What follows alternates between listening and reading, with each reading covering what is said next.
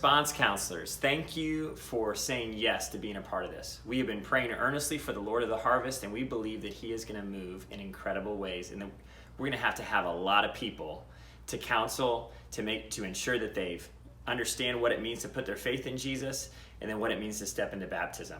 So I just want to talk with you a little bit about how to condense the response counseling video that the 10-minute or so response counseling video that you've watched of how to walk someone through Mark 8, 34 and 35 and Romans 10, 9 through 10.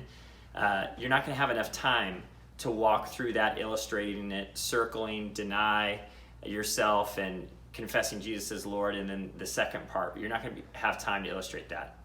But it is important that you still cover that to have an understanding that they know what it means to follow Jesus. That's why we recorded that, have that training. We want to be accountable to the Lord to ensure that they're not just making an emotional decision, but they know what they're stepping into. So if you haven't watched that video yet, go ahead and pause this. That's what that bell was signaling, an alarm to you to go ahead and stop this and go back and watch that video first before you watch the rest of that, because that is going to give you context for what I'm going to say right now. So if you have watched it, here's what you need to do.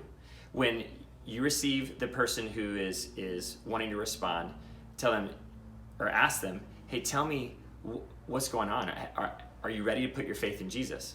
And as they illustrate that, if they say, whenever they say yes or they have whatever, what you want to ask them, so you're telling me that there's been a point where you've denied Jesus, where you've denied yourself and made Jesus the Lord of your life, and you're ready to confess Him as your Lord because you believe that He rose from the dead, so you're willing to make Him the king instead of yourself, denying and dying to yourself. Is that what you're saying? Then when they say yes, praise God. That's where then you go ahead. If they haven't done that yet, they'll pray, talking to God, just like that last response video tells you, that they would make that profession of faith themselves. You pray the promises of God over them, and then you'll move on to the baptism part, where you'll just have the booklet there, either the hard copy or the digital copy, whatever's made available to you. You'll give that to them, you'll walk them through that, and then from there, you'll get them to Connie, and they'll be ready to go, and she'll take it from there on who's gonna take them. It could be you, or it could be a guide that will take them to their next steps for what they need to get baptized. So you guys are a blessing.